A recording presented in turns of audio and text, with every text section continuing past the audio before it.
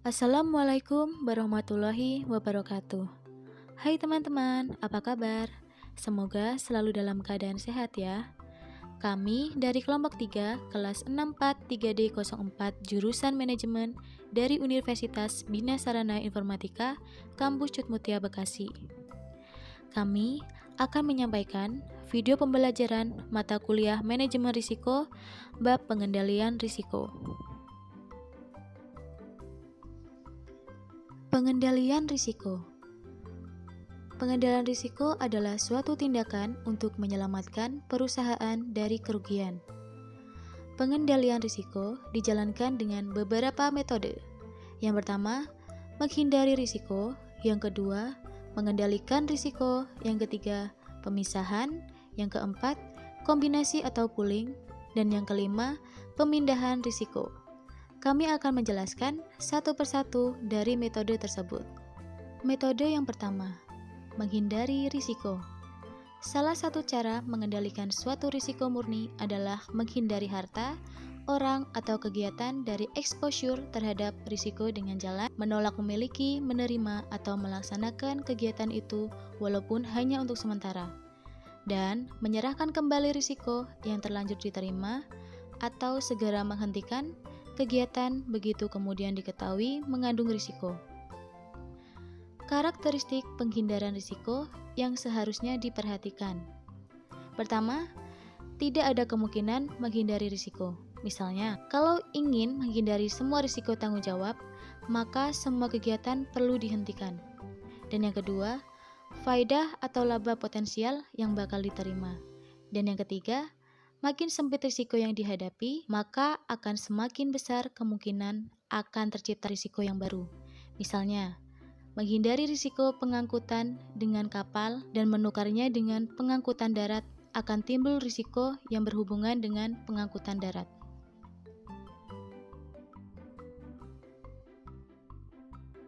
Implementasi dan evaluasi hasil menghindari risiko. Penetapan semua harta, personil, atau kegiatan yang menghadapi risiko yang ingin dihindarkan tersebut. Dan penghindaran risiko dikatakan berhasil jika tidak ada terjadi kerugian. Metode yang kedua, pengendalian kerugian. Pengendalian kerugian dijalankan dengan 1. Merendahkan kans atau change.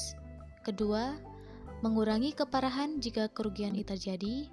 Ketiga, menurut lokasi daripada kondisi-kondisi yang akan dikontrol dan menurut timingnya. Pengendalian kerugian menurut sebab-sebab terjadinya. 1. Pendekatan engineering. Pendekatan engineering menekankan kepada sebab-sebab yang bersifat fisikal dan mekanikal. Kedua, pendekatan hubungan kemanusiaan atau human relation. Pendekatan human relation menekankan sebab-sebab kecelakaan yang berasal dari faktor manusia. Pengendalian kerugian menurut lokasi. Dr. Hedon menegaskan bahwa kemungkinan dan keparahan kerugian dari kecelakaan lalu lintas tergantung atas kondisi-kondisi dalam 1. Orang yang mempergunakan jalan. 2. Kendaraan. 3. Lingkungan umum jalan raya yang melingkupi faktor-faktor seperti lalu lintas dan lain-lain. Pengendalian menurut timing. 1. Sebelum kecelakaan. 2. Selama kecelakaan terjadi. Dan yang ketiga, sesudah kecelakaan itu. Metode yang ketiga, pemisahan.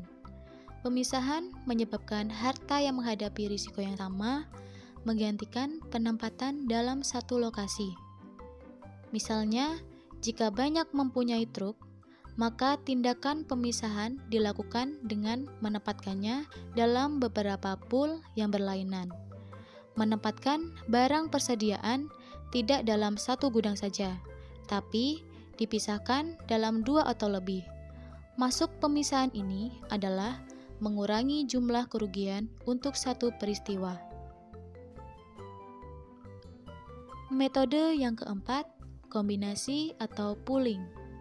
Kombinasi atau pooling menambah banyaknya exposure unit dalam batas kendali perusahaan yang bersangkutan, dengan tujuan agar kerugian yang akan dialami lebih dapat diramalkan, jadi risiko dikurangi.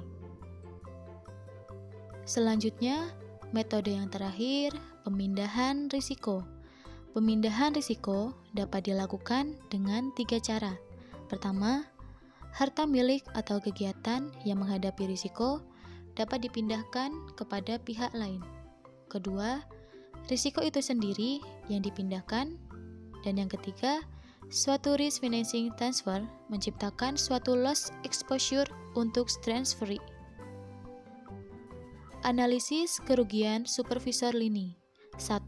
Menilai kinerja pada manajer lini. Kedua, mengevaluasi operasi perusahaan sehingga dapat menetapkan operasi mana yang perlu dibetulkan. Ketiga, mengidentifikasi hazard yang berkaitan dengan peril. Dan yang keempat, menyediakan informasi yang dapat dipergunakan untuk memotivasi manajer dan karyawan agar menaruh perhatian besar terhadap pengendalian kerugian. Data statistik. 1. Perbandingan antara pengalaman perusahaan sendiri dengan perusahaan lain atau perusahaan secara umum. 2. Pengetahuan tentang karakteristik setiap peril, sifat dan luasnya kerugian bulan hari jam terjadinya peril, karyawan atau supervisor yang tersangkut, hazard atau peristiwa yang melatar belakangi peril. Analisis hazard. Hazard yang telah mengakibatkan terjadinya peril, hazard yang mungkin akan muncul, hazard dari pengalaman perusahaan lain atau pengalaman dari perusahaan asuransi, seperti checklist dan fall tree analysis. Menentukan kelayakan ekonomis. 1. Kerugian yang timbul karena peril. 2. Biaya pengendalian risiko. Pemisahan kombinasi atau pooling pemindahan risiko. 1. Harta milik atau kegiatan yang menghadapi risiko dipindahkan kepada pihak lain yang dinyatakan dengan tegas dengan berbagai transaksi atau kontrak.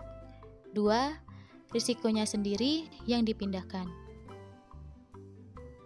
Bagaimana teman-teman? Mudah untuk dipahami kan materinya?